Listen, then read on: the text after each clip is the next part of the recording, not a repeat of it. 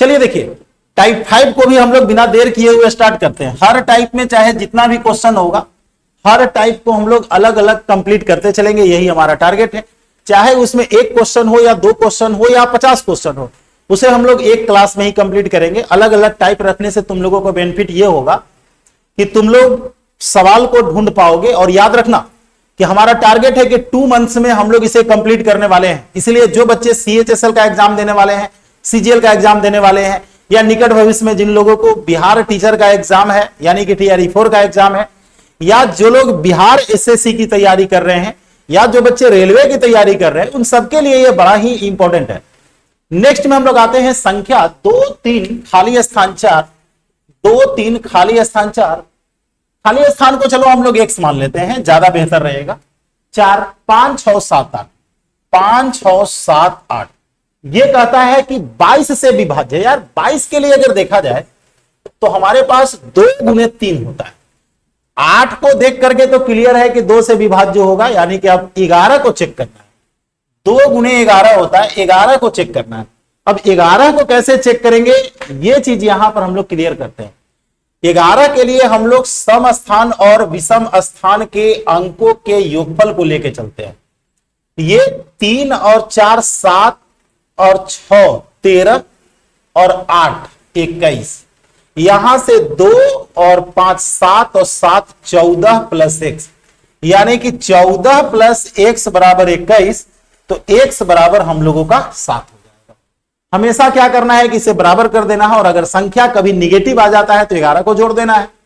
और अगर यह संख्या 10 या 10 से बड़ा आता है तो हम लोग 11 को घटा देंगे। ठीक है। नेक्स्ट में है निम्नलिखित विकल्पों में से सबसे बड़ा कौन है। देखो यार, सबसे बड़ा यहां पर ढूंढने की बात आ रही है। तो हम लोगों को यहां पर दिख रहा है कि कुछ संख्याएं डेसिमल में है, कुछ संख्याएं फ्रैक्शन में है। तो पहला जो तुम लोग देख रहे हो कि 0.62, दूसरा देख रहे हो 2/3, जिसको तुम लोग सोल्व करेंगे तो 67 आएगा लगभग। तीसरा हमारे पास 0.57 है, और चौथा हमारे पास 4/5 है, जो कि 0.8 आता है। बड़ा संख्या हम लोगों को ढूंढने के लिए कह रहा है। बड़ा संख्या हम लोगों को 4/5 हो जाएगा। अब इस टाइप में जितने क्वेश्चन होंगे उसे हम लोग करके यहां पर कंप्लीट कर लेंगे। ठीक है, उसके बाद हम लोग आगे बढ़ेंगे। अगर किसी संख्या का 3/4 उसके 1/2 से 0.6 ज्यादा है तो वह संख्या क्या होगा। ऐसे तो अगर चाहें तो हम लोग सीधा x मान करके बना सकते हैं, कोई बड़ा मुद्दा हम लोगों का है ही नहीं, है ना। तो हम लोग ऐसा करते हैं कि सीधी सी बात है, कोई संख्या x ले लेते हैं। तो ये 3x/4, ये उसका हाफ है तो 1/2, ये दोनों को घटा करके हम लोगों का 0.6 आ जाता है। बड़ा क्वेश्चन नहीं है, इसलिए कुछ ज्यादा हम नहीं कर रहे हैं। 3x - 2x = 0.4। इस तरीके से x = 4 × 0.6, यानी कि 2.4 हम लोगों का आंसर हो जाएगा। बिल्कुल छोटा सा क्वेश्चन है, इसमें ज्यादा दिमाग लगाने की जरूरत नहीं है। अब कहता है कि निम्न में से कौन बड़ा है। देखो 7/2 पर रेकरिंग से कौन बड़ा है।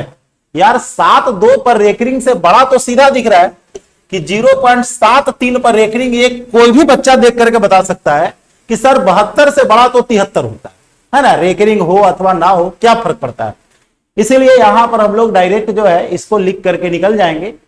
और ये था हम लोगों का टाइप 5, और अगले क्लास में हम लोग टाइप 6 को करेंगे। बिल्कुल चाहे एक क्वेश्चन हो या 2 क्वेश्चन हो, मैंने पहले ही बोल रखा है कि सवाल 1 हो या 2 हो, हम लोग हर टाइप को अलग अलग करके कंप्लीट करने वाले हैं।